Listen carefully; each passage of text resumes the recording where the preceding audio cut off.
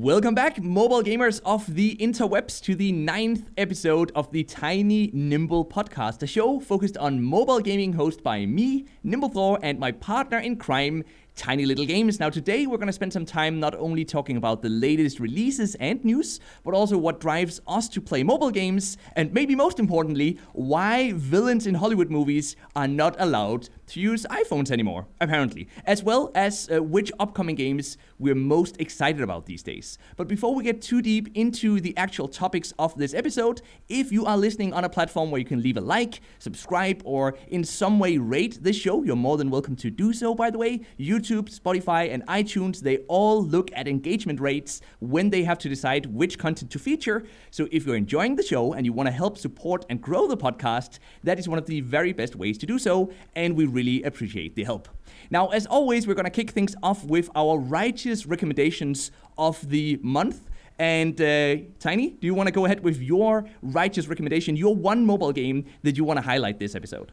So, this past month, I've been playing one mobile game and one mobile game only, and to everyone's surprise and to my own surprise, I am actually playing a game called Golden Tee Arcade. Actually, it's called Golden Tee Golf, I think, or something along those lines.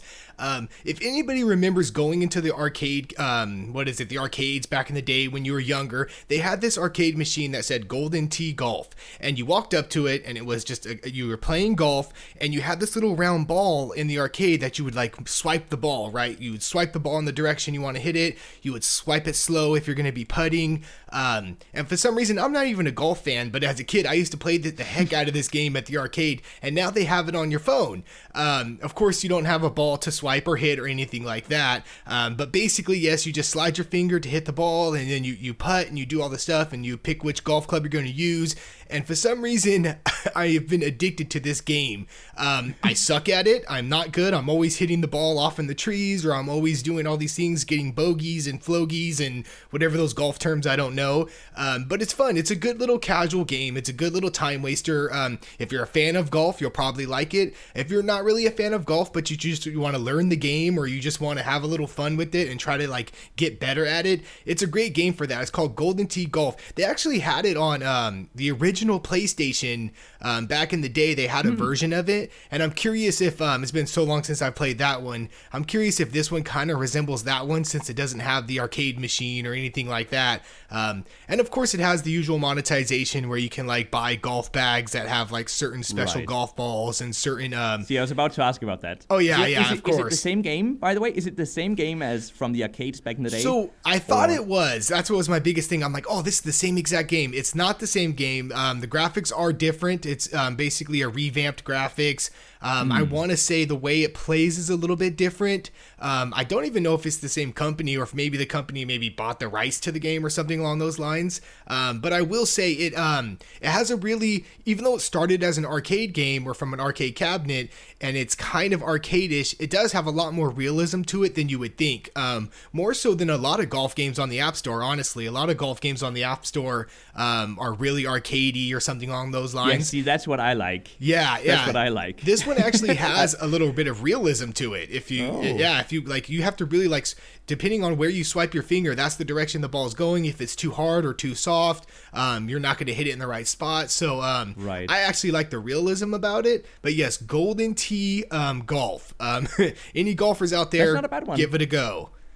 Yeah, maybe I should go play that one. I've played Golf Battle and Golf Blitz. Okay, I played Golf Blitz. To be really great games. Mm-hmm. Yeah, Golf Blitz, I think that's a fun game. And Golf Battle I actually liked as well. I played that so much with my wife about a year ago. We really got into that game. But it's the type of game where you've got loot boxes and you have to wait for them to open, so you're going to come back. Yeah. So this one doesn't have anything like that. It doesn't have any. From what I can tell, there's no timed loot boxes or anything like that. It's more of purchasing cosmetics, or maybe purchasing a golf bag that has extra bonuses, stuff like that. There's also like a tournament mode. There's like a campaign, a single player campaign. I want to say there's a versus mode as well. So I was playing a little bit of that. But I like playing the tournament mode because then you keep playing all the different holes, and you can see how good you do. You get ranked on your stars, and then if you want, you like, oh, I only got 2 stars. Let me go back and play that hole again and see if I can do better or whatnot. I don't know. It has this weird addicting quality to it. I should check it out then, I guess, since I liked, To my big surprise, I'm apparently a person who likes golf games. Yeah, same here. But, not real life golf, but golf games. Yes. No. Yeah. I do enjoy real life golf. I'm just bad at it, but it's okay. It's okay. Okay, so my righteous recommendation of this month is Kick Flight. Probably not to the biggest surprise to those who've seen my video on that game. In my opinion, this might just be one of the most ambitious multiplayer games on mobile till date. It's essentially Dragon Ball in mid-air combat in a 3D map. On a team of 4 players versus 4 other players. And then the objective of the game is that you fly around in air and you have to collect, together with your team, as many orbs as possible. And these orbs are just spread out throughout the map. And you have to collect them, and then you have to deliver them back to your team's home base. So both teams are trying to do that, but then at the same time, of course, you can attack each other in air. And I keep emphasizing in air because I feel like a lot of games have tried to really push 3D graphics and 3D games. You see lots of first-person shooters on mobile these days, but then imagine having an entire other dimension, right? Because you can not only jump, but you can actually fly up into the air. So the control scheme for pulling something off like that is pretty crazy, but it works out very nicely, in my opinion, in Kick Flight. Now, it will take you a bit to get used to, of course, the controls, because you typically, you're not used to flying around in a mobile game. But it just feels amazing to play. I feel like the combat is fun. The gameplay just overall is really well executed. They have this unlocking system for unlocking different types of heroes, but even though it seems like a bit of a gacha system, it's actually not a gacha system. It's just that, you unlock a random unit, but the units can't be leveled up. You don't need to get more of the same units. They don't have different stars, like you see it in a gacha game. And also, you're guaranteed, in every pull, you're guaranteed to get a new unit. So very quickly, even as a free player, you're gonna, be able to unlock all 12 of the game's units or characters that you can play as. And there's so much min-maxing going into it as well. Like, each of these characters are different. They have different abilities that they are stronger if you use those abilities. So you can attach abilities to your character, but certain characters are stronger with certain types of abilities. It's just, yeah.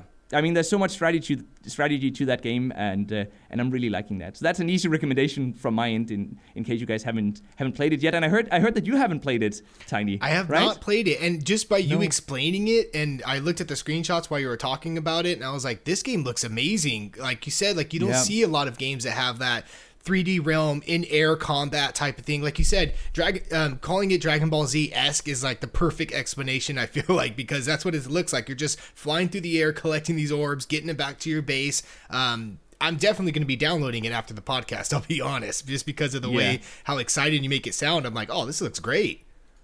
It really is great. I feel, and it has certain options, obviously, to make the game a bit easier once you're getting into it. Like, for example, target locking, right? Like, it locks automatically on a target. Some might find that less fun, but you can also turn that off and choose a more free roaming sort of setting for attacking units, and then you just have to predict sort of that you have to fire ahead of where the unit is right now, because they will move in a certain direction. You have to predict where they'll be moving. And there's also, there's lots of sort of just casual matchmaking that works really well right now, because the game is getting a lot of downloads, so there are lots of new players. But then later on, you also get into ranked matches, and you have different game modes that open up. I haven't played those yet because I haven't yet gotten that far into the game, but it's just so nice, and I see so many ways that these developers could expand on the game in the future. And now, of course, I just hope that the monetization won't turn extremely pay to win down the road. It does have a system, and this is sort of the main downside with the game, which isn't really a downside right now, but it's just that over time they could choose to monetize it more heavily. They have a system in place that would allow them to do that, because these abilities that I talked about before that you equip on your character, they can be leveled up. And those you do open up from sort of a loot box-like system. Right now, though, it feels like you'll be able to compete just fine as a free player, but that's typically how it is when these games launch, though. So that's sort of my main concern. I just hope that it will stay the way it is right now in terms of monetization, because otherwise it's going to pretty quickly turn into a horrible experience. Honestly. Yeah, because like so many other PvP games. Yeah, they want to get the fan base or get the community behind it by making it one way. Exactly. And then monetization changes all of a sudden to something drastically different. And then that could be a big turn off when it comes to these type of games. Exactly. Unfortunately. But that's sadly, I hate to admit this, but that is sadly just mobile gaming these days. Yeah, it's there a are tactic. few developers who don't do that, and those are the types of developers, I think you and me both try to look for and highlight those developers and, play their games and highlight their games. The developers that don't do these sorts of bait and switch tactics Shady. where they get us in and yeah, it's kind of shady. Anyway, moving on to the next segment. We've got a lot of mobile gaming news, and we're also going to talk about some interesting upcoming releases, and of course we're going to get into that whole why can't iPhones be used in Hollywood movies later on as well. But there was a new report that came out very, very recently from App Annie, which is an analytics company, and I heard and I want to get your thoughts on this. They said that mobile gaming is expected to reach $100 billion in revenue this year, which is, by the way, and I can just add this as sort of an add-on information, that is 30% more than PC and consoles combined. That's just a crazy number. That's just a crazy number. And to think, that is a crazy number. Like you said, PC and consoles combined. I mean, PC and console games, you see those ads on TV, right? You see those ads on YouTube all the time. You don't see mobile game ads on TV. You do see them on YouTube or whatnot. And just to think that $100 billion in revenue when it comes to mobile gaming, it just shows the growth that's happening right now. I mean, of course, we're getting these numbers from in-app purchases and monetization as such, but that's still a huge number and a huge amount of people who are playing these mobile games compared to, I mean, just when you compare it, like you said, to PC console, that's just a crazy number to me. Yeah, and I mean, it just comes to show, I guess, that free-to-play, I think it's because there's so many more free-to-play games on mobile than on PC, and free-to-play games just earn more money. And that's just the way it is. I mean, there's just more money in free-to-play when you can monetize it more heavily if you have an audience that don't mind that monetization. Yeah, as long as it's driving the game, and like you said, as long as there's people who are going to be spending that money necessarily to, it's a fun game, they like it, it's not shady tactics like we talked about before, because not all monetization is bad. I mean, we have to be real here. I mean, we like to complain sometimes about the monetization and in-app purchases, but there are times when if it's done well and you're enjoying a game and you put 40 hours into this like free-to-play game, let's say, and you pay, and I don't know, if you spent $10 or something, you feel like you got your money's worth in that sense. Yeah. No, that's true. That's true. And I think there are also games where, depending on how hardcore you want to play, even though some might argue that certain games have a pretty hefty monetization system, if you don't have to be within the top 10 of players, or top 1%, I should say, of players, then you're going to have a great time. It's just as a casual player, sort of playing that mid-tier ranking instead of going for the like top 1% in the case of a PvP game is what I'm talking about here. And then of course you have your, I think gacha games get a bad rep, right? Because they can monetize so heavily, but they can also have really nice monetization. And I think people who don't play gachas too often, they just see it all as one. But there are gacha games out there that actually have a decent monetization. And the same goes for MMORPGs. There are MMORPGs out there that have a decent monetization. I think RuneScape is a good example of that. There you go. RuneScape has a great monetization system, and it's coming to mobile now, right? First old school, and then very soon also RuneScape 3. So there are definitely some good games out there. Now, another interesting fact, by the way, they also mentioned in this report, this analytics report from App Annie, was that RPG games, shooters, and then other MMO games, they made up only 18% of all downloaded games last year. Wow. But they made up 76% of all spending on in-app purchases. Right? Wow. So of that $100 billion, I don't know how much of that $100 billion of revenue comes from in-app purchases and how much of it comes from advertisements. But of the amount of money that comes from in-app purchases, 18% of the games make up 76% of all that revenue. That's pretty crazy. Yeah, that's a crazy number. And then I'm very curious. I'm like, okay, so 18% of these type of games are being downloaded. So what are the other games being downloaded? Are they puzzle games? Are they match 3 games? Are they what? Yes, hidden object games? Like what? Yeah, no, that's it. Yeah, that's everything you just said. What it is. Yeah, exactly. Yeah, no, I looked at the report. I don't remember the exact numbers, but yeah, it's hyper casual games, games, and hyper casual games. Those are your, what's that game company called? Voodoo? Is that the name? Like Voodoo, like with lots of O's? I think that makes those that's like right. really hyper casual games. They get a ton of downloads. They don't necessarily earn the most money per game, but they make lots of mobile games and they get a lot of downloads. And And also we have to take into consideration that this number is only about in-app purchases. So I think Voodoo, their games typically earn more money from advertising. Yeah. Right? From showing ads. Mm-hmm. Yep. Yeah. And I heard that spending on ads in mobile apps, so not just games, but just like mobile apps in general, was $240 billion last year. So that's the amount of money that like companies spend on advertisements in mobile apps. I wonder what games what games we're seeing the most. Could it be Raid Shadowgun Legends? Oh, I said it wrong. Yeah. Yeah, Raid Shadow Legends, oh man. You know, people in I did my end of the year video where I compared the 46 best games of last year, or most, highly anticipated games that released last year. And people in the comments were mentioning like, wait, this video isn't sponsored by Raid Shadow Legends? It's kind of become a joke at this point. Yeah, it has become a joke because you see it everywhere, and then you see YouTubers who sponsor it and all that stuff. And one time I did a joke in one of my videos where I acted like I was sponsoring it, but I really wasn't, because I actually played that game and I reviewed that game, and that game is not what everyone says it is. They say it's so fun. They say, oh, it's the best, RPG experience on mobile and this and that, and the graphics are great. Well, yeah, the graphics are great, but the graphics are great. You got to play the game and realize that there's not really much of a game there if you think about it. And it's so easy to hear that everyone is just reading off of a script. Oh yeah, exactly. I mean, I think we're kind of digging ourselves into a dangerous place here, though. Yeah, that's true. We're never gonna get sponsored by Raid now. They're never gonna. Not that I wanted to, but still, there are other games out there that are, would be kind of cool to be sponsored by. But at the same time, how do you stay objective anymore, right? Yeah. If you're getting sponsored by a mobile games company and you cover mobile games, that's a tricky one. Well, moving on to the next news. I don't know if you played it yet, but Dragon Raya released just, I think, last week, as of the recording of this video. Is it Raya or Raja? Raja. It might be Raja. I don't know. I say Raya. Maybe I'm butchering it completely. No, you could I'm be sure right, some actually. Hardcore fans, I would not know how to pronounce it. Dragon Raya. I don't know. As a Dane, I would say Raya. There you go. Completely wrong.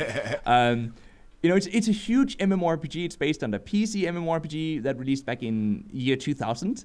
So it closed in 2011, I think, the original version of that PC game. But it's also based on not a visual novel, sorry, just like a fantasy novel that apparently has sold a lot of copies in Asia as well. And it takes up 5.6 gigabyte of space. Holy moly. That's a lot of space. Gigabyte.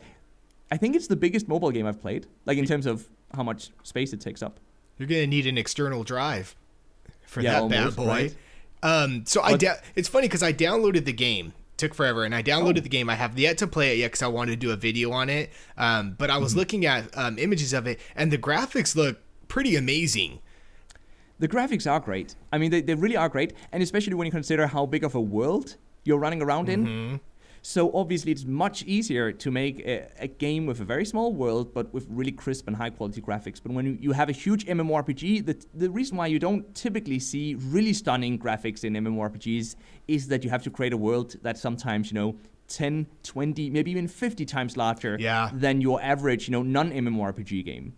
And, hence why it takes up 5.6 gigabyte of space. True. So have you played it? I did play it. Okay. I did play it, yes. I didn't find... Maybe I'm starting off in the wrong place here, but I don't want to bash the combat system. I just didn't find it super interesting. It didn't really do anything new, in my opinion. However, there are so many other things you can do in this game. You can get a freaking job in the game. You can become a chef, like a cook, like a chef, or try to become a rock star, like a singer. In the game. And the setting for the game, I guess, is kind of interesting as well. It's not a high fantasy orcs and elves kind of MMORPG, but instead it takes place in the future. And they actually have decent English voiceovers as well for the quest line, which is also appreciated.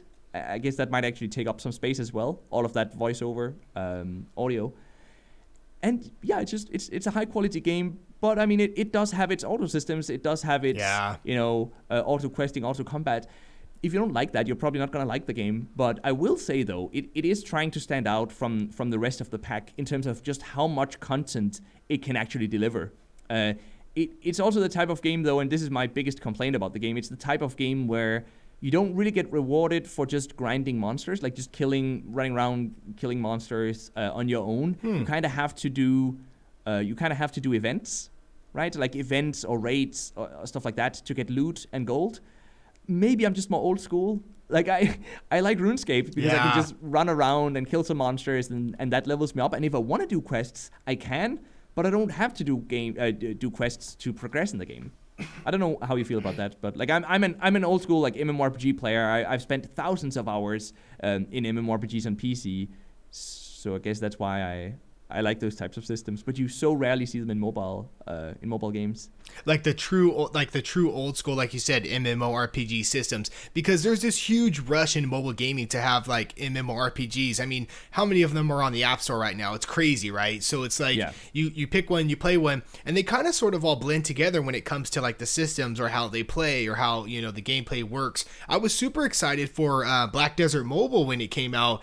But then when I played it, I was kind of disappointed because I was like, okay, it kind of incorporated the same mobile systems that these other games have with the auto questing and the auto this and that. And auto questing, I don't want to bag on auto questing too much because there is a time when it's nice to be able to just push a button and okay, it takes you to the next quest, you know, instead of you actually going there. I get that aspect. But at the same time, when it comes to grinding or doing what you would do in like a traditional MMORPG, like you're talking about on PC or elsewhere, they just don't. So far, I haven't found one that just fits that like that mold or fits that like, oh man, this is just like, well, RuneScape Mobile, like you said, is probably the closest we'll get to it, and that's because it's a port. So.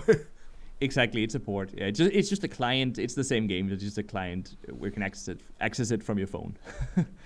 Yeah. Well, I mean, the search goes on. I'll keep looking for the search continues. Yes, that's what your mobile gaming quest is all about, right, Nimble? That's what it's about. Yes, that's you want to find the perfect MMORPG on mobile. I mean, that's very much true. Yeah, I'm holding you to that. No. Thank you. Yeah. Well, we got some, believe it or not, we got some Stadia news, everybody. Woo! Everyone's excited. Nimble's excited for his Stadia news. I still am. Well, it turns out Stadia is still going, they're still going strong, I guess we could put it that way. They actually have released an update, I think it was on February 20th, that Stadia is now available on more devices, more mobile devices. So that includes some Samsung devices, I want to say Razer devices, the Razer 1 and 2, and of course the Asus ROG gaming phone is available as well. So you can download the app, you can create your account, you can start buying games, and you can actually play them from your phone, from those phones now. Whereas before you were only able to play from, I want to say, the Google Pixel. Yep. So now they're opening it up for more people to go ahead and start giving it a try. I have heard rumors though, and this is just rumors, so take it with a grain of salt, that of course there still is a lot of people, like the founders, people who are still a little upset with the lack of games.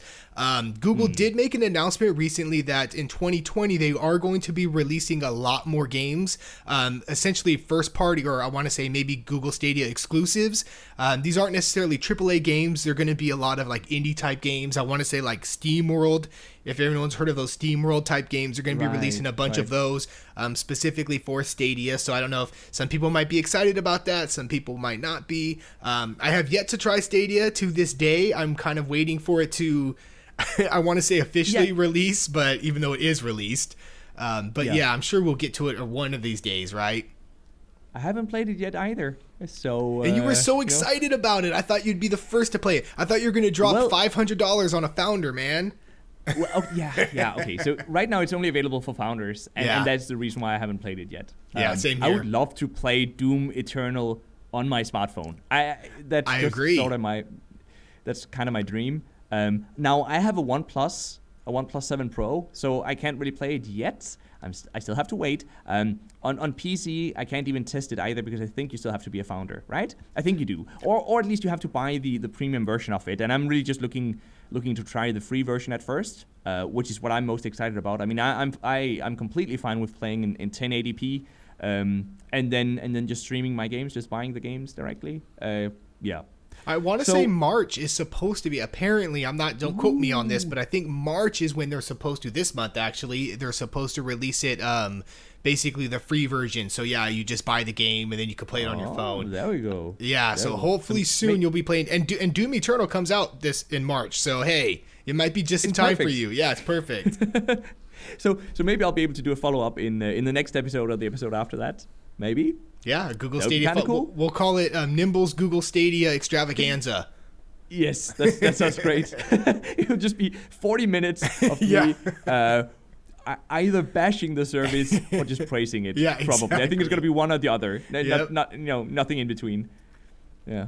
Well, speaking of Google, since we're already talking about Google, Google has their Play Pass. We all know about the Play Pass, which is kind of their, I guess, alternative to Apple Arcade, minus all the exclusives.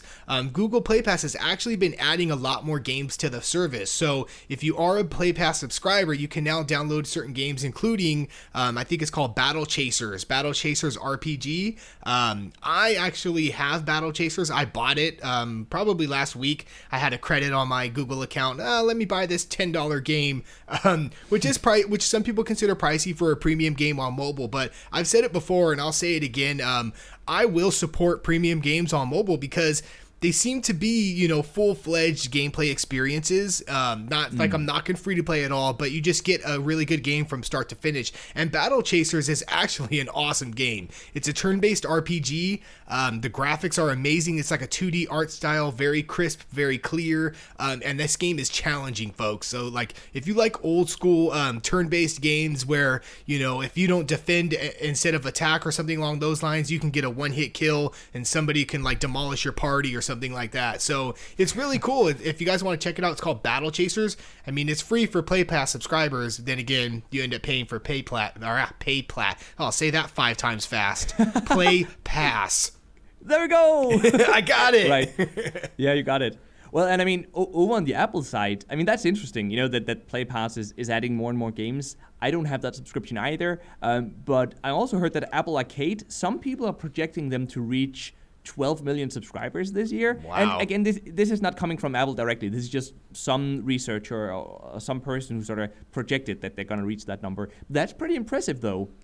I think that's pretty impressive. And so I think, Google is still pushing hard. It doesn't surprise me that they're, probably essentially, I don't know if they are, but like maybe they're paying developers to add their games to the Play Pass, like literally giving them a chunk of cash. I feel like that's what I feel like that's what it is. Yeah, right? Like, that's what Apple did. Like, giving $500 million away to developers to make games for the service. Like, my view on this is still that I think it's all going to fail at the end of the day. Because we just talked about how much money there is in free-to-play games, right? Yeah. Why on earth would I, making a premium game, choose to add it to one of these services when, if I have a really amazing premium game, I could just sell it standalone and I would earn more because I wouldn't have to share the revenue with so many other developers on these services, right? For every $5 that Apple receives for the Apple Arcade subscription, that money is going to be split across a lot of different developers, and Apple is taking a cut as well, right? So either I could make a premium game, and if I know that it's really great, I could sell it up front for a premium price and probably earn more. I mean, this is a bit speculative, of course, but if we just play along with this train of thought, or I could make a free-to-play game if I really wanted to make money, right? Why would I add it to one of these services if not, one, either to get the exposure that Apple and Google is sort of giving these games, right? But that is going to fade away over time, is my guess. When these services first launch, of course, both Apple and Google have to do a lot of marketing to, get people to come onto those services, and so they're going to highlight certain developers. And that's a nice incentive for developers. And also Apple, as I said before, is literally paying for the development of these games, $500 million. That's not, it's pocket cash, for pocket money for Apple, but it's a lot of money for many developers out there, right? Like many mobile game developers. But once they stop doing that, who in their right mind would develop a game for Apple Arcade or Google Play Pass? I just don't think the math adds up. Sorry for the little mini rant here, but it's not really a rant. No, it's more so just an observation about how these subscription services work. It's a bit different if you are one company and you're developing all the games on your own, and then you make a subscription service. Then it's a bit different because all the revenue is going to you anyway. But when you have these systems where, when I mentioned that, by the way, I was kind of thinking about EA and Xbox and Ubisoft. Ubisoft has their own too on PC. Yeah. That's different. But with Apple Arcade, Apple have to continue adding new games to the game to the service, and that means that $5, even though they're adding lots of new subscribers, that money is going to be split across a lot of different developers. And the thing I always think about, I hate to sound cynical about subscription services, but the thing I always like to think about is like, okay, let's think long term here. 10 years from now, is this subscription service going to exist, right? Is Apple or is Google going to abandon it at some point? I mean, of course, they're not going to tell us that that's what would happen 10 years from now, let's say. But if it does, I always have that weird concern or that thought process that, okay, I paid monthly for this amount of long, which equates to a lot of money from the consumer. I mean, I know it sounds like $5 a month isn't much, but let's stretch that out over 10 years or whatnot. And then that service ends, and then I don't have access to those games or something along those lines is what I'm getting at. And sometimes I always wonder about that too. Or, I mean, we've said this before too, I go a whole month without even touching Apple Arcade, but yet I paid my $5. And that thought process in my head always gets to me. And eventually other people might end up thinking that way as well. And that's why they have to put so much money into it to get new games, so to keep people interested, so it does become a cycle. But like you said, I just don't see this substantially, or it staying, or it being viable for these companies, including Apple and Google, to just keep pushing it. Eventually there's an end in sight, I feel like. I agree. I will play the devil's advocate a bit here, though, because you said that in 10 years that these services still going to be around, right? Mm-hmm. I guess the counter argument, to be fair, it's not that I don't agree with you, but I think the counter argument would be that, I mean, they might not be around, but would you play a 10-year-old mobile game in 10 years from now? That's a good point. You might, for funs and giggles, just if nostalgia. You have it available. Nostalgia, you might want to go back. But if it's not available, is that really gonna be an issue in 10 years? For you, because there'll be something else at that point, right? Yeah, there'll be something else at that point. New. And if you are missing one game, is it really that big of a difference to just pay for that premium game? If it's still around, like pay whatever, $5, $10, $20 to get that one game, is that really, too much? And then, over the past 10 years, at least you've had access to hundreds of different games through the subscription. That's sort of, if you have to play the devil's advocate or like do the counter argument. The reverse side, Yeah, that's the other side of it. That's the counter argument. But you're still absolutely right, though. It could be that it closes already in a few years, and you don't feel like you've gotten your money's worth because you bought in now expecting that more games would release. And if that doesn't happen, Yeah. I mean, you're right. 10 years is a long time. But yeah, if you turn that timetable back, let's say, and say next year, not saying that's what's going to happen, then it really starts to become a thing like, well, wow, I've only had this service for a year or something along those lines. Yeah. Anyway, we'll see what happens. I think they're going to be around, probably, but time will tell. One game that I am looking forward to coming around at some point, by the way, is Blizzard. I'm looking at you, Diablo Immortal, because some of us do have phones. That's such an opening, wow. But we do, and there's a bit of a news here because it has been said, it has been rumored that the game will enter alpha testing in 2020 at some point. So hopefully that means a global alpha testing. Knowing the mobile space, it might mean a regional alpha testing. So we'll have to see about that. But something is going to happen this year. That's sort of the news. That's all we know, I think, right? We don't have a specific date yet. But Activision Blizzard had their quarterly investors meeting, shareholder meeting, and that's where this was mentioned. They kind of just promised the investors that something would happen in 2020. It's like the first update for Diablo Immortal in like how long, I feel like, besides they had a video out, I think that showed new gameplay sections or whatnot. But this, we've been talking about Diablo Immortal for what, close to 2 years now, I want to say. I think it was at BlizzCon 2018 when it was announced. And it seems like it's just kind of like disappeared, and then like it pops up and then disappears. I have a theory that I think a lot has changed in the game. I feel like they might have had some feedback somewhere. Well, of course, they've had a lot of feedback. They might have had some internal testing. You think? Just a little feedback over on Reddit? Just a tiny bit of feedback. They might have had some internal testing. They might have even hired testers at some point. They had to have within the last 2 years. I'm assuming they've been making some changes. So, I'm kind of hoping and I'm kind of dreaming that those changes are for the better, and that when this alpha testing does come out, that we might be a little bit surprised on what we're getting. I'm kind of being a little positive here. I'm always in the camp of when I play a lot of PC and console games, and I'm in the camp of when a game gets delayed, I always like to think it's for the better. I like to think, okay, they're working out glitches, they're working out the kinks, or they're making the best game experience that we could possibly have, let's just say. And I'm not saying that's exactly what Blizzard is doing, but I am saying I'm hoping that they made some changes and some tweaks to it to make it more Diablo-esque. If it's just the sliver of a Diablo game, like I said, I'll be happy. So I'm going to take this news as good news, I guess, with the question mark, air quotes. Yeah, with a question mark. Yeah. No, I guess it's good news. I mean, I guess it's good news. And I don't mind waiting if the game is better when it then releases. I'm just a bit worried. There's been lots like in general inside Activision Blizzard, there's been lots of key people who made, all the old games we all love to play. Yeah. They've been leaving the company recently.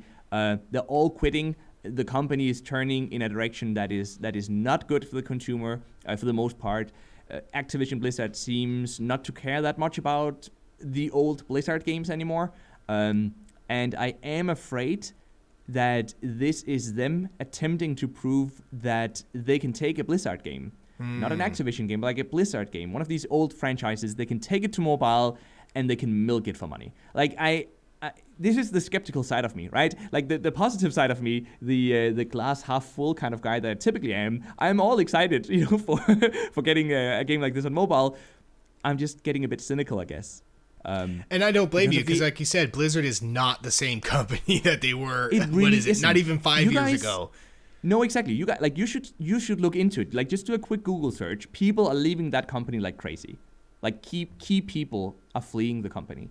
I mean, they had their whole fiasco. I don't know if you looked into it or if you're familiar with. They did the Warcraft 3 Reforged edition. Yeah. So I played Warcraft 3 back when I was, I want to say high school. How long ago that was? Let's just say. And I loved that game. That was an awesome RTS game with a great story, great mechanics, amazing. And I was actually excited for Reforged. And then when it came out, I mean, I don't have to go over all the issues that it had. A lot of you are familiar with. They promised, it to look like this or to play like this. And it was not that. It was actually worse than the original Warcraft 3. I mean, people would rather go back and play that one. And to me, that was just a huge wake-up call, too, to show people, like, this is not the same Blizzard that it was. I mean, if this was the same Blizzard, they would have put everything into this game, and it would have been perfect. So I am also very skeptical as well, especially the milking the franchise part, because that sounds very 2020 Blizzard right now. Exactly, which is why I'm concerned. On the other end, though, we have a company like Nintendo, right? And they've been trying to prove that they can make money on mobile. It's so funny to sit here in 2020 and look back at Nintendo.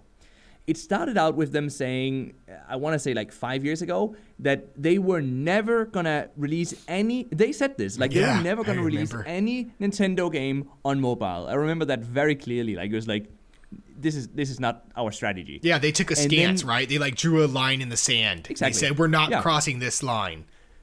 And then just a year, I want to say just a year later or something like that, not that far after that statement was made, or not that long after that statement was made, they released a mobile game, or they started talking about releasing mobile games. And now, so the news I want to get to here is that now Nintendo, I wanted to say Blizzard, but Nintendo has finally now earned $1 billion on mobile. And so why is that news now? Well, I guess because, I mean, if you earn $1 billion, you've kind of proven that you can earn money on mobile. Yeah. I know it sounds like a crazy amount of money, and it is a crazy amount of money. But earning $100 million, for example, isn't enough for these big companies. And it doesn't have to do with greed, actually. Like, I don't want to sit here and protect them or defend them, but it doesn't so much have to do with greed, but it just has to do with how much money it actually costs to develop a game. And if your game only earns $100 million or $50 million, it's not a huge success. It's not what, I can guarantee you guys that, like, it's not what the big companies were hoping for, because you have to remember that they make, maybe 2 or 3 games that fail, and then they make that one success, and it has to earn back its own development cost and the development cost of all other games, and and then some, right? Like then some profit for the company as well. So that's why they have to earn so much. But yeah, anyway, it's just like the news is that Nintendo has now earned $1 billion, and most of that has come from Fire Emblem Heroes, which I actually haven't played yet. Have you played it? Fire Emblem? I played Fire Emblem Heroes when it first came out, and it was very enjoyable actually. Grid-based, turn-based RPG, very enjoyable. I can see why it earned so much, because it had the gacha mechanics where you have to like get certain heroes and all that fun stuff. I think it's just very interesting that, they earned their first $1 billion, which is amazing and it's a great number. But I think you brought up this point that other companies have earned their first $1 billion, I mean, in way short amount of time compared to Nintendo. And you think Nintendo is this huge company that, is just a powerhouse that came through into mobile gaming. And that's not really the case. $1 billion is $1 billion. But I mean, what was the game we were talking about? Fate Grand Order, let's say. That's that game is produced by Sony, a company that's owned by Sony, and that has earned $4 billion at this point. And that's on just that game. That's not any other game that's owned by that same company or that's been released. That's $4 billion on Fate Grand Order alone. So, I mean, you compare those two numbers to them earning their first billion, and could it be that Nintendo is young when it comes to mobile gaming? Sure, it could be, but you would think that Nintendo would drive those Nintendo fans for Mario Kart, let's say, for Fire Emblem, let's say, and that their revenue would just be this super high amount, and unfortunately doesn't seem to have equated to what they wanted to. No, and to be fair, I guess Pokemon Go, Pokemon is a Nintendo franchise. It just wasn't it wasn't published and developed by Nintendo. It was by Niantic, as you all probably know. And that game has earned, I think, over $3 billion, if I recall correctly. It's at least, multiple billions of dollars, that game alone. So it's not like the Nintendo franchises haven't earned money. It's just that Nintendo, when they make their own games and release and publish them on mobile, they haven't been as successful. So I think there's sort of a missed opportunity there. I don't think they know how to make mobile games properly, like really, really nailing it. I don't think they've done that yet. Maybe with Fire Emblem Heroes, but apart from that, not really, truly nailing that mobile space yet. So, they're still releasing games, though. I'm excited. I'll play any new Nintendo game that releases on mobile. Same here, yep. Just out of sheer curiosity to see how they do it, what mechanics they implement, and as an old-school Nintendo fan, of course, yeah. I'm always part of the downloads. Whenever they make the announcement, this many downloads on Mario Kart, I'm part of those downloads. Yeah, same here. Of course. Well, now, I guess the big story, you have to break this one. This is the big news, guys. I was just going to say, we have breaking news. The most, this is the most interesting story. This is the most important story of this podcast. Directly from Hollywood. Yes, direct. TMZ has reported. So there's this big article going around that villains can't use iPhones in movies because it upsets Apple. I found this very, very interesting. There's product placement in all these Hollywood movies, of course. People are using these devices. You'll watch a movie and you'll see somebody using a Sony computer, let's say. But according to the director, Rian Johnson, he is the director that directed a recent movie called Knives Out. He also did the Star Wars movie. Which one was it? Not Force Awakens, the second one. Oh, I can't remember the names. They all run together. He did the second Star Wars movie of the new trilogy. And he basically said in an interview that Apple looks down upon or frowns upon or even kind of tells people when they're doing movies not to let their villains in the movies use iPhones. And I find this so interesting, and I find it kind of funny that the villains don't use iPhones. Like, what are they using? Are they using Android devices? Are they trying to say that Android's the villain? Come to the dark side, I guess, right? In that sense. But I just find it super interesting that that's the case, and that their heroes, of course, are going to be using iPhones. And another thing, I was reading this article more. I was really into this article. The director of Parasite, Parasite won Academy Award Best Movie. He had it to where the rich people in the movie were using iPhones and the poor people were using Android devices. And I find that funny too, because it's this misconception that you've always hear that, Android devices are for the lesser and Apple are for, I guess the rich people, which really isn't the case. I mean, we've argued this before. It's a perception thing. Exactly. And you look at Samsung's new Galaxy S20 Ultra, whatever it's called. And Ultra S 9000. Yeah. Oh yeah, the price point's outrageous. And you look at the price point, and then it's pretty clear that you won't be able to afford this phone if you don't have a lot of money. You kind of have to be somewhat rich to buy such a phone. Isn't it $1,500? I think it's $1,500 for the biggest for their for their Ultra edition. Yeah, it's like close to $1,500. I mean, that's rent. That's crazy. I mean, that's a 2-bedroom apartment or something, That's just crazy. I mean, and it is the crazy. misconception when it comes to that comes from the fact, I believe, that Android devices or Android, the operating system, can run on many different devices. So yes, you can buy an Android phone from a company that's, not well known or that's a little bit cheaper. So I mean, there is $500 Android phones out there. Of course, there's not $500 iPhones, if you want to go the opposite direction, unless they do like their lower end model. So I guess where the misconception comes from, but I find it really funny that Apple is very particular about not letting their villains use iPhones. But yeah, so like let's play this out. So like an Apple executive sat down and said, "Hey, like someone brought up to me the other day that maybe it's an issue that villains use iPhones. Can we have someone look into that, right?" And this executive puts together a team, a little squad team of researchers who have to very seriously look into, and imagine this, like they had to sit, I imagine like they had to sit and watch movies and kind of count how many times iPhones were used by villains, because how else are they gonna evaluate if this is really an issue, right? Yeah, like are they gonna watch every single Hollywood movie that's released or every single movie that's released just to find out? I can only imagine that's what they did, right? And then they have to deliver some sort of report to the executive showing with some fancy graphs, like this is the amount of movies where an iPhone was clearly used by a villain. This is the amount of movies where the hero, the good guy, was using an iPhone, right? What does this mean for Apple? What does it mean for our stock prices? Yeah, what does it mean? Yeah, exactly. People are going to associate us with evil villains, and we don't want that. And it's funny because as I'm reading the article, and I keep going through it, and it keeps bringing up Apple's policy. So it's a policy, meaning it's written down somewhere in a document, saying that this is our policy. Yeah. And they even got specific with it too, saying along the lines of it really applies to well-established villains. So I guess like Bond villains or like a serial killer in a movie. Yeah, like they want it to be if it's a well-established villain. So basically, Thanos cannot have an iPhone. No. That's a no-go. That's a no-go. He's too well established. He's too exactly. Like sort of an, maybe if it's an indie villain, like an indie movie villain, right? Yeah, exactly. A low-budget movie villain. They can have an iPhone. But at that point, if they're low-budget movie, they can't afford the iPhone, so they wouldn't have it. That's true. So they won't have that problem anyway. Oh man, that is such a funny story. I mean, it might be the most weird and fun and just kind of out there story that we've ever reported in this podcast. It can really only go down from here. I guess that's the downside. Yeah. No, that was because that was the highlight of this podcast was that one story. Guys. Like we had a great run. All right, don't forget to subscribe. nine episodes. No, seriously. That was a fun story.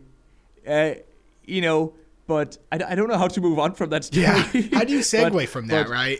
How do you segue from that? I guess you do like this. Guys, I have sad news. Shadowgun War Games released. That's not the sad news. Okay, so I've got good news. Shadowgun War Games released. Yes. However, it is not as good as we thought it was going to be. Dum. Unfortunately. Do you have some insights? Yeah. Do you have some insights you want to share? Okay. I played Shadowgun Legends, right? Shadowgun Legends came up before this. Loved that game. Super excited. It was so fun. It was really like well made. Yeah, Destiny-like experience. The shooting was great. The graphics. You could do so much, right? You could do PvP. You can go single player. You can go co-op. You're collecting gear. It was a very well done game. So when they announced that Shadowgun War Games was coming out, I was super excited, right? Madfinger Games is creating an Overwatch-like style PvP shooter. I mean, I knew what I was getting into. It's going to be a multiplayer-only type game where you're fighting other people, you're doing capture the flag, you're doing team deathmatch. Cool. I get into it. The shooting is good because, of course, I wouldn't expect anything else. The movement, the graphics. But why is it, I don't know why, that I just didn't want to play it until my fingers bled. It just didn't excite me, I guess, is what I'm getting at. Right. It wasn't new enough. I just can't really quite put my finger on it. Pardon the pun, because you play with your fingers. But something about it just wasn't, it didn't grab me, I guess. I just can't really figure it out. What is your thoughts on it? You're not alone in that, by the way. Like, I feel the same. And also, I just checked up on it. Over on Google Play, at least, it only has a 3.4 average score, which is really bad. Wow, Raid Shadow Legends has a, I think, 4.6. Yeah, so up there. So getting a 3.4, if we use Raid Shadow Legends as the gold standard of ratings, we probably shouldn't. But yeah, 3.4. So I guess my biggest issue with the game was I don't know. I just didn't like the controls. I feel like I think they went in a different direction than control scheme wise than their other games. They made it difficult to customize the controls. I at least didn't find any settings when I played it. Now it should be said I played it just when it released, so some things might have actually already changed between then and then now. But when I played it, for example, there's one hero you can play as, which is called Sarah, which is dangerously close to Pharah from Overwatch, and it's sort of the same character. Gee, I wonder why. Yeah, I wonder why. No, but with Sarah, which uses sort of a rocket launcher gun almost, you have to aim down the sight, of the gun. And, I mean, you don't have to, but, if you really want to aim properly, you kind of have to. And there's no so you do that on the right side of the screen, and there's no shooting button on the left side of the screen. And that's an issue, because you have to look around on one side of the screen and move around on the other side and aim and shoot. Many games have gotten this right, but the way most of them do this, Fortnite, PUBG Mobile, Call of Duty Mobile, the way they do this is by adding a trigger button on both sides of the screen, so that when you zoom in, or when you aim down the sight and you have to look around at the same time, you can shoot on the left side. How could they overlook that?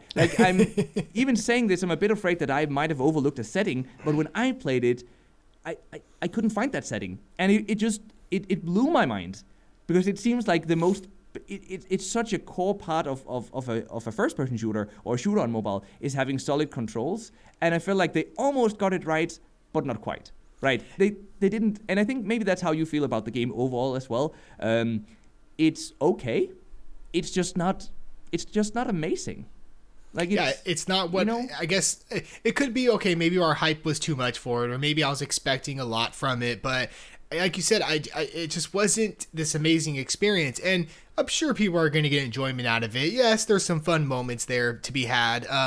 But like I said, I just can't pinpoint. I just wasn't enjoying gameplay after gameplay of, and the maps. You didn't want to continue playing. I didn't want to continue playing, and the map variety is not there. Now, of course, they're probably going to update maps or whatnot, but I have to have played probably the same 2 maps for 10 straight matches, and after that, I was like, okay, do we have any other maps here, or is it just these 2 or 3 maps that I'm playing on? And that's a good point you brought up with the shooting and the mechanics. I didn't realize that when I first started talking about it, but you're right. When you're playing as that character and you try to do it like iron sights or zoom in with, I think it's like a bazooka or something. Yeah, it's very hard to push that that fire button, because you're aiming at the same time, and you're just kind of like, okay, that's awkward. And it's probably the reason why I stopped playing as that character. I played as the big berserker guy most of the time, which I enjoyed my time with him, of course, but it didn't grab me.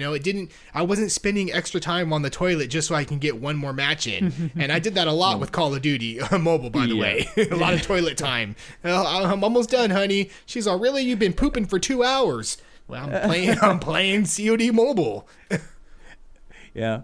Well, yeah, it's too bad. I mean, I expected more from them as well. Yeah. The developers are great. I do kind of hope, and I do think, actually, that they will be able to turn the game around. And I say this just because of how much I actually trust these developers. Yeah, and they take feedback very well, too. They take feedback very well. They have proven themselves over the years to make great games. They know how to make shooters. I don't know what went wrong here. I don't know if they had to rush the release, if there were shareholders pushing them. I don't know their company structure. I don't know what went wrong, but it feels a bit rushed. It feels like the type of experience you would get from a game that just needs, another 6 months, maybe 4 to 6 months of just tweaking and optimizing the gameplay experience and tweaking small things. I guess this is why you have soft launches, right? Or early access versions. But I don't know. It's unfortunate. But I guess, maybe some of you guys listening here really enjoyed the game, and I don't want to sit here just bashing it completely because it's not a horrible game. So, but if you've played it, and you're watching on YouTube or somewhere, we can leave a comment. We'd be curious to hear what you think about it, of course. It seems overall not a lot of people enjoyed it, though, unfortunately. Yes, I am one of them. Yeah, me too. Now, we actually have a few anticipated games. Additional anticipated games, because we already talked about anticipated games of 2020 in last month's episode in early January, but some new ones have come up, and we also forgot some, I think. You mentioned Dead Cells? Yes, so Dead Cells. So basically, yes, we did our big list of games that we wanted to look forward to, and we did miss a few. Dead Cells is supposed to be releasing very soon, actually. And it was that 2D fighter / roguelike type game that I think released on consoles and PC last year. And there's been rumblings of a mobile version for a while now. So apparently there's supposed to be a release coming up. I'm thinking it's going to be one of those surprise releases where like, oh, guess what? Dead Cells available on mobile now. And that should be coming very soon. Yeah. So I'm kind of excited for that one. They said February. I was reading in one of their developer blogs. But I think that's been pushed obviously to sometime in March. So I am looking forward to that. My question is, isn't it? I think it is already out on iOS. I'm pretty sure it is. So I think you're right though, because they did release it on iOS a while back. So I think we're waiting for a Google release. Yeah, we're just waiting for the Android release. I'm sorry. Yes, Android release. Yep. Yeah, but yeah, that's an interesting one coming up. I also heard of a new game called Harry Potter Magic Awakened. Which, I haven't heard of that. So yeah, one. That's another. No, I didn't hear about it before, just about an hour or two ago, when I was researching prior to this recording this podcast episode. But apparently, Harry Potter Magic Awakened is a CCG. It's like a collectible card game in the Harry Potter universe. And you know how it can go with these games. Either it can just sort of be the same thing over again, just in the Harry Potter theme franchise setting, right? I hope they're going to do something a bit more interesting. I think it could become... So, I'm not a huge Potter fan, right? Or Potterhead, or whatever they call it. Yeah, I was just going to say, you mean you're not a Potterhead? Yeah. I'm not I like the movies. I've read some of the books when I was younger. It's fine. I mean, I'm enjoying it, but I'm not a huge hardcore fan. But I am interested in playing Harry Potter Magic Awakened, though. I've played a really awesome Harry Potter physical board game recently, so I've kind of sort of been reintroduced to the whole franchise again now, and Harry Potter Magic Awakened, I don't know when it's going to release, but I think it's going to release this year. So that's why I sort of included it on this list. I'm really looking forward to that one. Another game that we forgot to mention on the last podcast, and that it was actually brought up to me by one of my subscribers in the comment section, was a game called Project Odin. And I was very curious about this because I was like, what's this all about? Project Odin, what is that? I thought it was just a working title or whatnot. And I looked into it, and it's actually an MMORPG that's set to release on mobile. And from what I saw, it uses like the Unreal Engine 4, I think, and the graphics look amazing. That game is probably going to be a 6 gig download, I'll be sure. But yeah, there's YouTube videos showing some of like the walkthroughs of the character or whatnot, and this thing looks fantastic. All we know is that it's a great looking MMORPG and that it should be releasing sometime in 2020. So we'll have to look forward to see what happens there. I mean, could it be the MMORPG we've all been waiting for? The one that, has no auto and it lets you grind and do all that fun stuff. In the gameplay footage, it did show a huge like beast like walking by your character, almost like what's that game? Shadow of the Colossus, where you would like take down these huge like behemoth monsters. It almost looks like it's something similar to that. So I'll keep an eye out for that one for sure. Yeah, it's very interesting. This is the first I'm hearing of it, by the way. Like you mentioning it right now is the first I've ever heard of it. Sounds like an interesting game though. Breaking news. Something I'm looking forward to playing. Yeah, breaking news for me at least. Yeah. And then I think, a lot of people were really looking forward to Slay the Spire, or many people have been, looking for alternatives on mobile to the PC game Slay the Spire. I covered Night of the Full Moon, which is, I heard, somewhat similar to Slay the Spire. At least some people are comparing those two games. But now Slay the Spire is releasing on mobile, and it's coming out in 2020, and it's one of, I think both you and me, like one of our most anticipated games of 2020 as well, in addition to all the other ones we mentioned in the last episode. Yeah, so you excited for it? Oh yeah, like so because I played a little bit of it on PC, right? It's on Steam, Slay the Spire, and it would make a perfect mobile game. The graphics already have that kind of like mobile game-ish look to it. It's a card-based RPG type game with a story. I only played a little bit of it, but I'm super excited to have it on mobile because I think it would just make the perfect mobile experience. I'm assuming it's going to be a premium game, obviously because it's kind of like a port from PC. But I'm excited for it nonetheless. I'll pay the however much, hopefully not too much, for it. No, I think it's probably going to land somewhere between $5 and $10. Yeah, that's what I'm thinking. Have become almost the standard, I think, for these Steam games, PC games that make it to mobile, except for the really big franchises, of course. And I'm talking not just like indie darlings like Slay the Spire, but like really big franchises. Of course, they are sometimes more expensive, but I think $7, $8 maybe would be my guess. On mobile. Yeah, that sounds like a fair price point. Yeah. Now, you brought up this really interesting question and what we eventually decided to turn into a topic, a new segment for this specific episode. You asked me in the pre-show, like, what actually drives you to play mobile games? So I'm curious to hear a bit more about like that topic and what you thought about that. And it was clear that you have thought about that for a bit. Yeah, so over the past, so I guess to preface this, over the past month, I haven't been very active on my YouTube channel. I currently was moving. I just bought a house, all that cool stuff. So I was playing a lot more mobile gaming in between, before I go to sleep or something along those lines. And it got me thinking, like, what got me started playing mobile gaming in the first place? Because I don't know how it is for you, but I started playing mobile gaming before mobile gaming was like this big craze, right? When mobile gaming was looked down on as like, just the casual gamers or all just, nothing's going to happen of it. And then here I am, almost 10 years later, and mobile gaming is huge. Look at the numbers that we've been looking at when it comes to revenue or whatnot and stuff like that.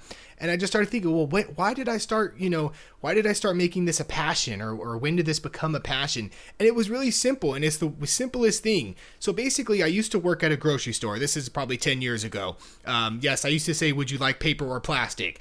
And at this place of business, we had hour-long lunches. Now, hour-long lunches, I don't know if you guys had hour-long lunches. At my current job, we have 45 to 30-minute lunches, but an hour is a very long time. So I would finish my food within the first 30 minutes and just sit there. And I would sit there and maybe I'd watch TV if they had a TV in the break room, or maybe I'd browse on my phone, let's say. Well, when I got my iPhone, I was like, oh, cool, I can search on the internet, I can do all these cool things. Well, then that got boring. And then I was on the Play Store or the App Store, and I'm like, okay, let's download this, I don't know, Match 3 game or something along those lines. And then all of a sudden, I found myself, every time I was on lunch, I would continue playing that certain game, or I would find a new game, or I'd continue this. Then I found myself going home and not turning on my PlayStation and continue playing that game. And then all of a sudden, what was it? Infinity Blade came out, and I'm like, oh my gosh, this is great. It's like a console experience on my phone. And then I found myself playing that game. So what started out as, oh, I'm using this to kill time, ended up becoming, I'm doing this because it's fun, or I'm doing this because, it's something to do, as opposed, it's an alternative to console gaming or whatnot. Oh, I'm waiting in line, or oh, I'm on the toilet. That's where toilet time gaming came from. How many of us sit on the toilet? You don't have to answer this, Nimble. How many of us sit on the toilet and play on their phone? It's a thing. It happens. Is it sanitary? Probably not. Yeah. No. But we do. But we do it. So it just started making me think like how it became such a big part of my life. And a lot of it just came down to the accessibility of it, the killing some time, or the even exercising your brain. I played a lot of brain games during that time. They had a lot of those type of things. And then I found myself, I used to have a DS. I would play that less, and I would play, on my phone more, or something along those lines. And it really just came down to just something that was a fun alternative to do. The more I did it, the more it became a part of my life. It wasn't like something I spent hours upon hours doing, but the fact that it was accessible and there was quick bursts of play sessions, and it kind of like, opened my mind to, oh, this is something that can be a thing.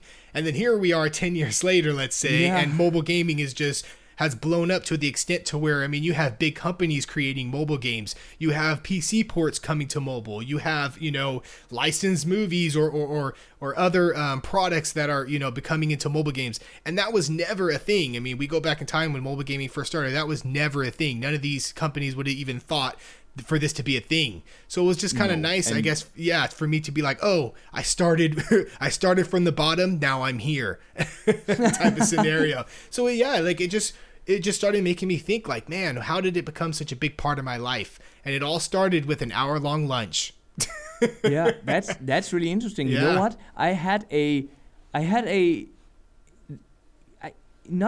Not exactly the same story for me, but I had a conversation just this Friday, so just 2 days ago. We were recording this on a Sunday evening, and I had a conversation with a friend of mine, and I was just talking about mobile games as I typically do, and he was like, you know what?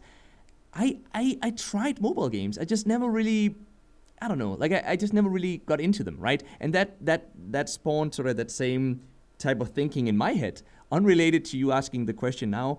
But I started thinking back, why was it that I actually got into mobile gaming and I now call myself a mobile gamer? I still have a PC. I still sometimes play a PC game, but it's very rarely. Like we're talking like really rarely, like maybe once per month, maybe once every other month. Like that's at the level I'm at right now, right? So I'm a mobile gamer now at this point. That's my entire life. In Self-proclaimed. terms of gaming. It didn't used to be like that though. I played, as I kind of sort of briefly mentioned earlier, I played a lot of MMORPGs. And when I say a lot, I really mean a lot. Like I spent thousands of hours. I've played over 1,000 hours of RuneScape. I've played multiple thousands of hours of a game called Silk Road Online, which was another free-to-play MMORPG that released around 2005, 2006. I played that a lot. I played lots of shooters, Call of Duty, Battlefield. Going back even earlier to that, earlier than that, I played some really old games like Just Jackrabbit. Just like I played PC games, and that has been my whole life. I didn't have a console growing up. I had my my PC, or the PC that was at home, so actually my parents' PC, and I played video games on that. Then at some point, I got my first smartphone. And of course that's a prerequisite, obviously, but I got that. And then being a gamer and being interested in what this new tech could do, and also I was one of the first people, as far as I recall, I was sort of at least among the first 50%. Let's put it like that. I wasn't the first one to get a smartphone, but I was around the first 50% of sort of my friend group to get one. So I was really interested in being able to showcase what this smartphone that I had bought, what it could do, right? And as you are, if you're a tech geek, and one of the things that helped me prove that would be mobile games, right? Because you could, you had games on phones before smartphones, right? I don't know if you played games. Snake. Yeah. Exactly. No, yeah, Snake, but also more advanced games actually, like prior to smartphones. But smartphones, of course, just completely changed everything because suddenly there were so many. They had one platform, well, two, I guess, because Apple and then Google's Android system, but two platforms they could release on instead of being sort of fragmented across multiple different, like Nokia, Sony, different Sony devices, Ericsson, different devices. And now they had these two platforms. And I actually just scrolled back through my purchase history on Google Play as you were talking, and I see the first game I bought was called The Moron Test. I remember I that bought one. it. I bought it on October 28th, 2010. And this was when I got my first smartphone, and this was a perfect game because it was a game that was fun to play when you had friends sitting around you as well, because everyone could laugh when you made a mistake. It's one of those types of games where it's sort of a puzzle game, but the answer is obvious. You just have to sort of listen very carefully to the question being asked, and then it's easy to solve. But of course, that's why it's fun. Typically you'll get tricked into answering the wrong answer. And so that was fun. That was the first one I bought, and that was a very casual game. It was almost a party game, almost. Like it was something that you could play socially. You could play it alone as well, but I played it, during class in high school. Like I showed it off to my friends. And then I started thinking, okay, so what can you actually do on your smartphone. And then I found Guitar Hero. Guitar Hero actually released, and this surprised me. I looked back now. Guitar Hero 6 and Guitar Hero 5 released around 2009, 2010, on Android at least. And I bought that. That was a premium game. I paid $7 and $8 respectively for those two games. The experience wasn't as great as what I was hoping for, though, and that was a bit disappointing for me because I paid what at the time was pretty expensive for a mobile game, at least. I mean, it still is. You know, that's the price of a premium mobile game, right? Like $7 or $8. And of course, you have to imagine back then, mobile gaming wasn't this huge thing. So paying $7 or $8 for a mobile game wasn't something everyone, at least not in my friend group, like many people didn't play mobile games yet, and they certainly didn't want to spend money on it. It seemed almost stupid to do, right? So I played a bit of Guitar Hero. It didn't turn out to be an amazing experience, but I just sort of kept playing different games. The Impossible game was also fun. Like, it's quite literally an impossible game. And I also played one called Pocket Guard. That was fun as well. Then I got into Game Dev Story. I loved Game Dev Story. Awesome game, I played right? the heck out of that game, yeah. Yeah, I played it as well. But, it was still a lot of premium games that I played. Mm-hmm. And then I want to, sort of scroll forward a bit here in time. Because then at some point, I actually also played GTA 3, Grand Theft also, and Peggle Knights, awesome games. But then at some point, I found this game in 2011. After having played premium mobile games for a year, I found this game called Defender. I don't know if you played Defender. It's a horribly monetized game, but of course I didn't know that back then. This was my first introduction to. I had no perception of like monetization on mobile, so I played this game and I started spending money on it, right? And I realized after a while, hey, wait, like I'm actually spending a lot more than I do on a premium game here. Like I see now. December 26th, I bought an in-app purchase costing $5. Then the same evening, another one at $5. Then just January 3rd, so just a few days later, I bought one for $10, another one for $8, the same evening again. Wow. And I was hooked. It hooked you. It hooked me. And then a bit after that, I was like, hey, what am I doing here? Like, I'm spending, way more. I mean, it didn't get crazy. Like, this was sort of it, right? Like, I'd spend about $30 maybe in total on this game. So nothing too crazy. I used to play PC games where typically you would pay $60 for PC games. This still wasn't too crazy because I was enjoying the game, right? But it really showed me the power of monetization in free-to-play games. And it actually got me more interested in free-to-play games, believe it or not. Obviously, this wasn't an amazing experience, but it wasn't a bad experience either. I mean, what eventually happened was that I realized that I had to keep spending money to progress in the game, and that was sort of a bad experience. You learned early on. Exactly, I learned early on, but I was also intrigued about this idea of free games on mobile, and I learned that I don't actually have to pay to still enjoy those games, at least in some of the games, and that's really how it then went on. I almost stopped playing premium games after this point, with a few exceptions throughout the years. Back then, by the way, Angry Birds was a premium game as well. Yeah, that's the good old days. I bought that. But yeah, to make what could turn into a very long story a bit shorter, I started playing free-to-play games, and I started playing more free-to-play games, and I started playing it more often than just, and this is kind of where our two stories start to sound a bit more like each other, because I started playing it more often than I did in the beginning. So after a few years, I want to say about around 2013 or so, I actually played less and less PC games. I had less and less time, so I stopped playing so many MMORPGs, just kind of out of quote-unquote necessity, right? If I had really focused on it, I could probably find the time, but MMORPGs are very time-consuming, and I just didn't have 5 hours every evening anymore to play PC games. This was around the time also where I started, shortly after I started at university. So, I had a lot more to see to in that regard. I started toying around with my own startup, like my first company, together with a friend of mine. I also got married around that time. So just lots of things going on that kind of meant that I didn't play as many PC games anymore. But I still considered myself a gamer, right? I just didn't have time to play those really huge hardcore PC games. So mobile was perfect for me, right? I really dove deep into first casual games on mobile, and then as the mobile space evolved over the years, I moved further and further into larger, mid-core and eventually hardcore games on mobile. When I say hardcore, I mean the big experiences, right? MMOs, MMORPGs, huge shooters on mobile, stuff like that, where you can really spend a lot of time, and they are somewhat comparable to their PC counterparts. Not in the sense that they're necessarily as good. I mean, for a long time, mobile gaming, I'll admit, it was almost a bit like second grade, right? A second grade experience in comparison to the premium experience you had on mobile.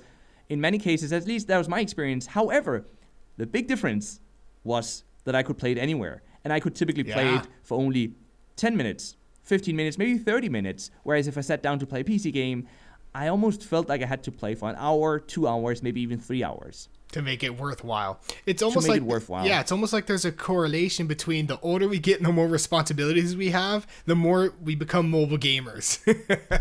That's certainly it. Yeah, you would think a mobile gaming thing would be like, for a younger audience, which it is too. There is, that younger audience that plays mobile gaming, especially nowadays. But I almost feel like, the higher we get into adulthood, they were like, we're a gamer at heart, right? We were gamers when we were younger. We were a gamer at heart. And this is just an extension of that fits our daily lives. So, I mean, that's really what it comes down to, yeah. And it also meant that, as I was spending less and less money on PC games because I didn't play them as much, I kind of started, and maybe this is also part of the reason why I sort of transitioned to free-to-play. Wait, let me take one step back. You have to understand, of course, that mobile underwent a huge change from being like almost entirely premium gaming to almost entirely at this point, entirely free-to-play gaming, right?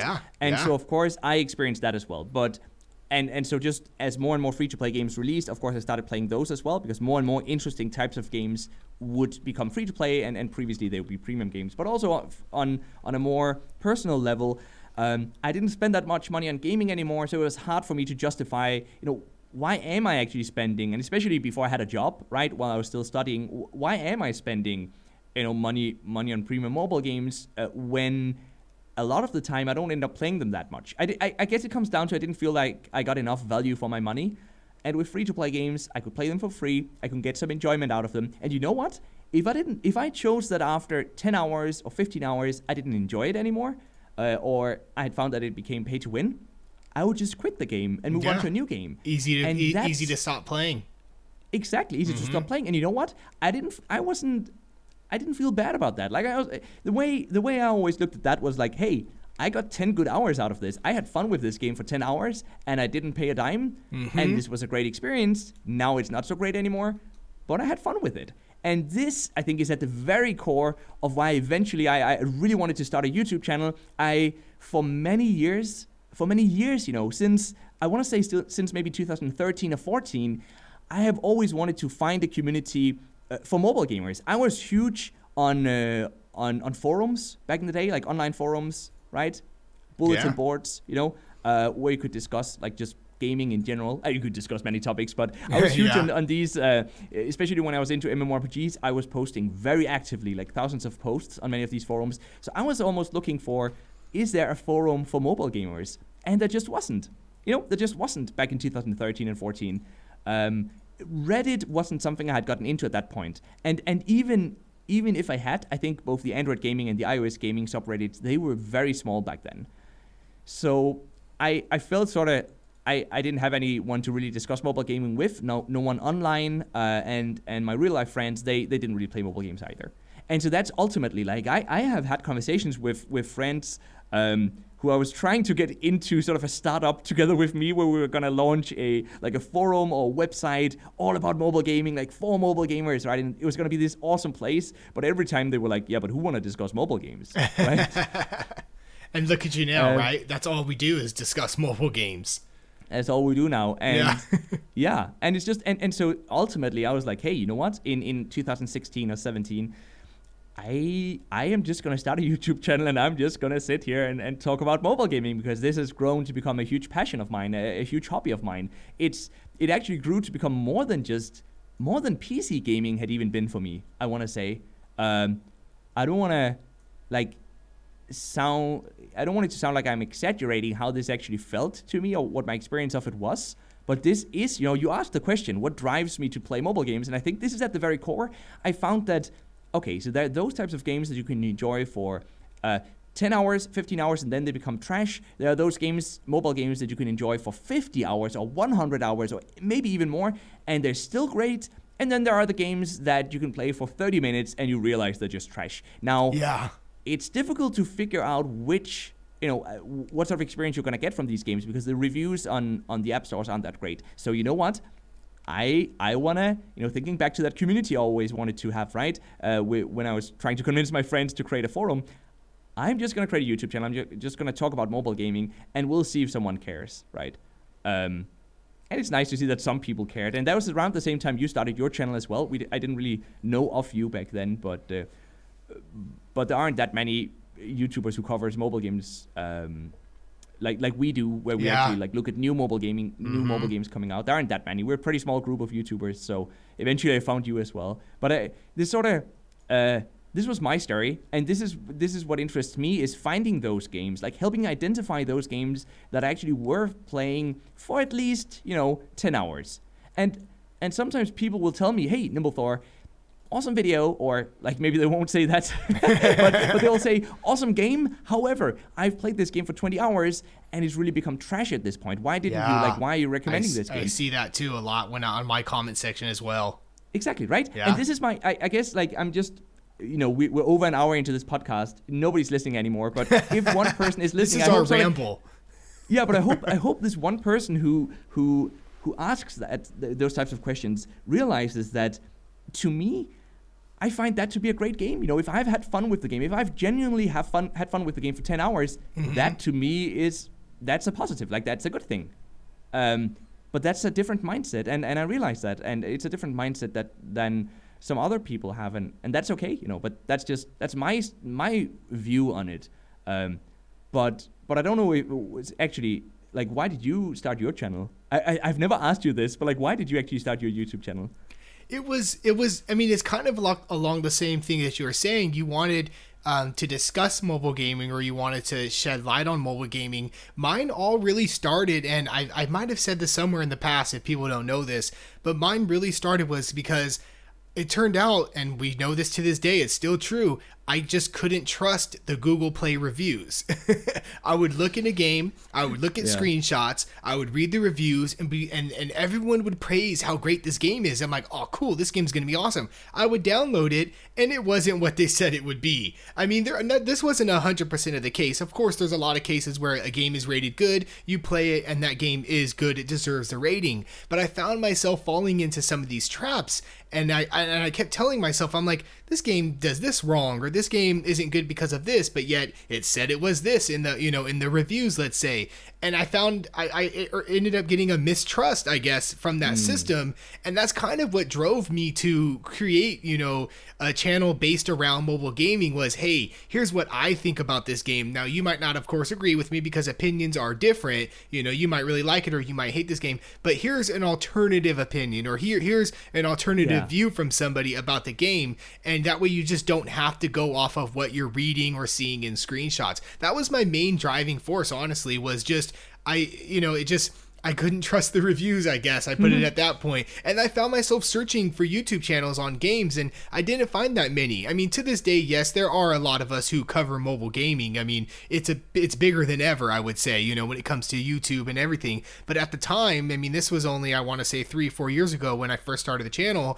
You didn't see it. So I'm like, oh, let me try to be the voice, or let me, and I didn't expect anybody to listen or pay attention. Lo and behold, here we are. I mean, I think I'm at 5K finally, and I think you're almost reaching 7K subscribers. I mean, to us, we're small YouTubers. To us, that's amazing. Like, I never thought I would be reaching this many amount of people who would care to listen about what I say or ramble on about a game. But it really just started from that whole, let me put my 2 cents out there and see what happens. Like, not so much defining the ultimate truth. Yes. About a game, not so much, I mean, not that at all, not trying to define, hey, this is exactly what you should think about the game, but just sort of saying something, putting something out there. Yeah, I very much agree with that.